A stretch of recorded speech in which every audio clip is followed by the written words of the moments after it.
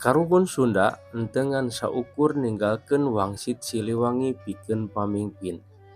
Tapi ninggalkeun oge simbol-simbol dina kahirupan sapopoe. Aya sababaraha hiji simbol anu mineng disalahpahami, nyaeta sasajen, leuweung larangan, kembang 7 rupa, upacara adat, cai jeung pare. Semesta ruang kosong ngabawakeun narasi simbol karuhun series.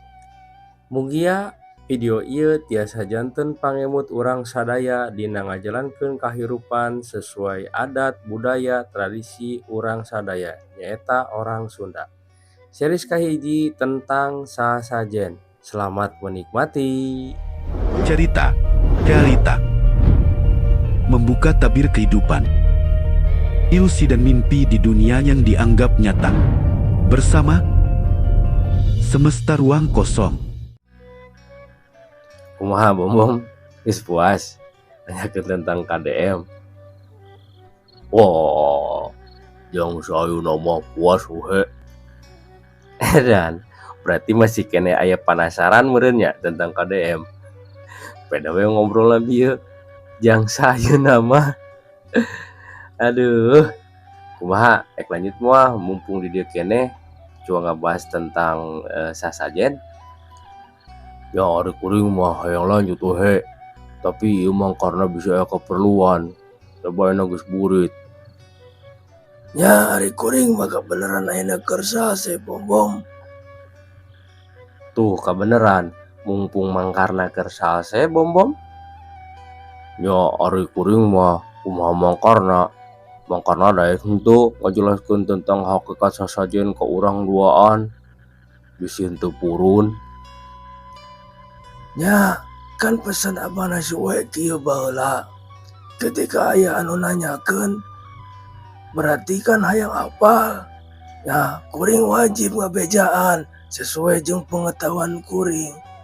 Jadi ya kuring daek wae. Lamun sakirana nyaraneh duaan memang benar-benar hayang apal hakikatna sasajen menurut budaya Sunda. Oh, ai kitu mah nya atuh sok mangkarna pangajelaskeun tentang hakikat sasajen. Meh kuring henteu penasaran ye jeung si Uhe. Nyalah mangkarna geura prung geura caritakeun. Ya ari kitu mah, tapi disclaimer heula nya. Kuring henteu boga niat ka saha wae anu ngadengekeun pemahaman kuring tentang hakikat sasajen. Kuring teu bermaksud erek narik keyakinan kuring ka maraneh kabeh. Jeung kuring teu ngarasa pangpinterna, jeung kuring oge teu ngarasa pangbenerna. Da kuring ge sarua keur diajar. Oke, itu memang karena tenang. Da kuring ge paham kadinya mah. Sok lah, geura prung, geura jelaskeun. Ya syukur ai kitu mah. Jadi kuring jon-jon ngajelaskeunana oge. Joang dimulai tina kata sasajen atawa sesajen. Sasajen teh nyaeta singkatan tina sastra jendra. Korelasina jeung Quran surat Al-Isra ayat 14 eta firman Allah. Iqra kitabaka kafa binafsika al-yauma ilaika hasiba. Baca kitabmu, cukuplah dirimu sendiri pada hari ini sebagai penghisap terhadap dirimu sendiri. Esensina berarti urang kudu kenal ka diri urang. Ku cara urang maca kitab nu aya di diri urang. Nyaeta timulai awak tepikeun ka jeroan-jeroanana. Eta kan firman Allah hungkul. Wajib teu sembarangan berarti karuhun-karuhun urang teh nya bener-bener ngaguar eta tina budaya oge. Sok lanjut mangkarna kuring melebuki penasaran. Hak atuh Bom. Regepkeun nya. Dina sasajen kan eusina loba ningan. Aya parupuyan, aya rujakeun, aya cai herang, aya cai teh, aya cai kopi pahit, aya endog hayam, aya sisir, aya kaca, aya batik atawa sinjang, aya minyak seungit, aya tangkal hanjuang, aya sepaheun, jeung sajabana. Tah eta teh kabeh simbol sabenerna mah. Cuang dirunut hiji-hijinya supaya henteu salah paham. Anu kahiji parupuyan atawa anglo. Parupuyan atawa anglo biasana dijieun tina taneuh, amun teu tina kuningan. Eta teh tempat yang pambakaran. Simbolisasina urang kudu inget da dina anglo teh eusina naon wae. Nu kahiji cai, nu kadua taneuh, nu katilu seuneu, nu kaopatna hawa atawa angin. Esensi tina eusi parupuyan eta urang kudu inget asal muasalna awak urang dijieun tina opat anasir nyaeta taneuh, cai, angin, jeung seuneu. Anu kaduana nyaeta rujakeun. Dina rujakeun kan aya amis, aya asem, aya asin, aya keset. Tah ngahiji eta simbolisasina tina naon? Rasa. Berarti urang kudu peka kana rasa nu aya dina diri urang. Anu katilu nyaeta cai herang. Cai herang lambang tina kasucian. Berarti hate urang kudu bersih. Anu kaopat nyaeta cai enteh. Cai enteh kan semu pahit. Lambang tina naon eta? Lambang tina kapasrahan. Esensina sapahit-pahitna kahirupan urang di alam dunia menurut pamikiran urang, nya urang kudu pasrah sumrah ka mantena nyaeta ka Allah Subhanahu wa taala. Anu kalima cai kopi. Cai kopi lambang sosial, jadi gampang bergaul, henteu ngabeda-bedakeun alus jeung butut, alak eta jelema. Nu penting mah urang bisa nyaring mana nu hade tina kalakuanana berarti dicontoh, mana nu goreng tina kalakuanana berarti ku urang untung dicontoh. Nu kagenep nyaeta endog hayam. Endog hayam teh lambang tina alam semesta jeung saisina.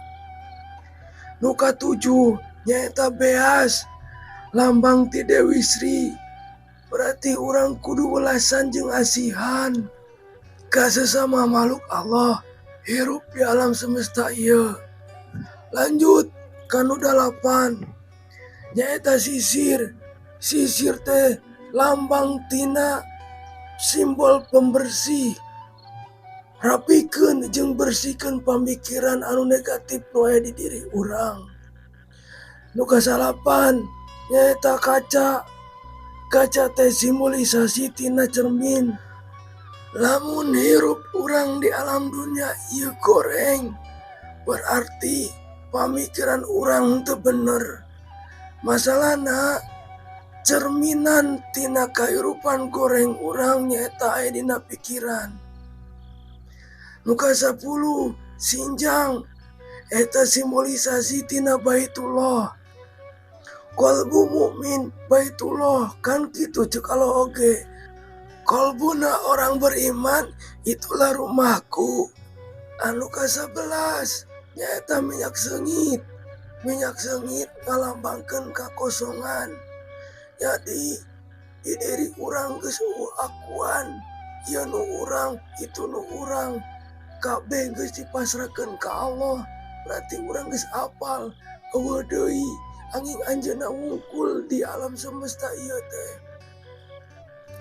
Lanjut ke nu 11 nyaeta tangkal hanjuang. Tangkal hanjuang ngalambangkeun napas terakhir. Anu terakhir nyaeta sepaheun. Dina sepaheun kan loba aya gambir, aya pinang, aya kapur, aya bako, dibungkus jadi hiji ku daun sirih.